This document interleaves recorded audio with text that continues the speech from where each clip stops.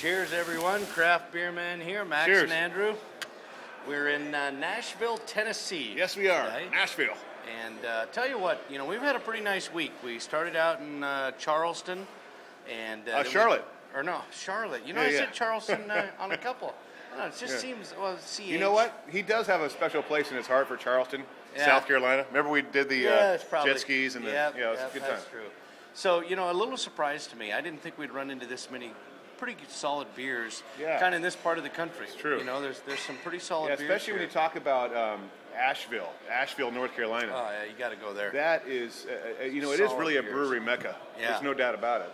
I was impressed. To be able to go to 4 or 5 beers in less than 2 hours is, 4 or 5 brewers, just amazing. So That's pretty much a gateway to our hearts, isn't it? yeah, for sure. So this is Blackstone Brewing Company. Blackstone in Nashville. Just outside of the downtown area here, just on the outskirts. And, it's kind of a special occasion because this is a really nice brown porter. It really is. We do so many pales and we do IPAs and all those things, but this is their St. Charles Street Brown Porter. Yep. Now, understanding that a brown porter, not quite as dark, if you see the color there, it's not as thick and rich and sticky and sweet as you're going to find like with a Baltic porter. So if you're thinking that kind of feeling, you might even drink a beer like this and say, well, it's a little thinner, but that's the style of the beer. It's the working man's beer. So it's truly a different classification than your standard porter. Totally different.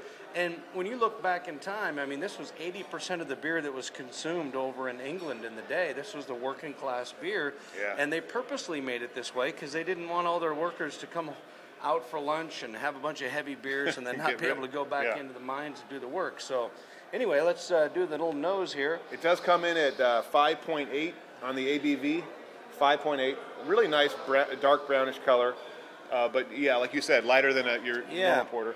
Nose is lighter, but I'm definitely catching a little bit of the, like bittersweet chocolate, a little bit of coffee coffee in there. Yep. And, definitely know you're going to be drinking a roasted malt yeah, beer. Maybe slight hints of caramel. Yep, a little bit in there. Mm-hmm. So flavor-wise, I love the smell. It just makes you want to take a big gulp of that thing, doesn't it? Wow. Cheers to that flavor. Cheers to that flavor, yeah. It's nice. That is a really nice beer. When you can drink a beer and the first thing you think about is not even analyzing the beer, but when you think about, man, that's just a good frickin' beer. Perfectly balanced. That's when your mind, it's kind of like when you get lost in a movie and you're not analyzing the plot or any of that. I was lost in this beer on that first drink. You're all I was in. like, wow, this is just a great beer. Before we give this a rating and talk further about the flavor, let me just say that this baby has won a ton of awards. It's the most award-winning porter I've ever seen. For sure, most award-winning brown porter, but maybe porters. It is the most award-winning porter I've ever had. both in the Great American and World Cup. And 7 or 8 medals, I think, just in the Great American. several silvers, a gold at the Great American. Solid performance. In that brown porter category, again, a little different category, a little lighter of a porter beer, but wow. I can't stop drinking it. This is just a beautiful, beautiful beer. What I'm getting is like the nose, I'm getting that coffee, and you know what I love? My favorite part is the smokiness of it and how that smoke kind of comes with the mouthfeel.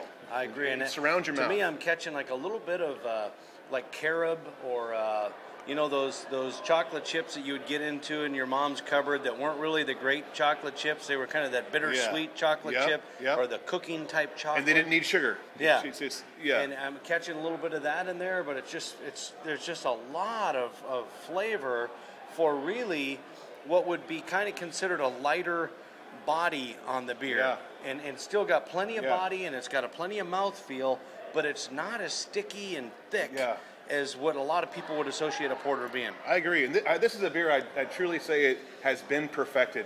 I mean, this is just a perfect balance of smokiness, of light coffee and caramel tones, and also very light hops. Just the perfect balance to make your mouth dance. It's not even my favorite category, but I'm almost halfway done with this already. I can't believe how drinkable it is. such a good drinkable beer. So I Is don't this know. our first 5, man? I'm okay with it. I think it is. I really do. Dude, I mean, let's do it. it's the first 5 mugger we've ever given at craftbeerman.com. Cheers to that. You've got to reach. Kung Pao. You've got to reach the creme de la creme. Yeah. To get a 5. And I could, wow. for brown porter, I would talk to anybody about why this would not be a 5. This is a 5. Yeah, it is. For that classification, it's a 5. It's a full 5 mug. So from Blackstone Brewing Company, Nashville, Tennessee. Exciting. If you make it down here, you got to have a 5, my friends. You got to have a 5 mugger, and it happens to be the St. Charles Street Porter. So cheers to that. See you next time. See you real soon. First 5 mugger, babe. And it happens right there.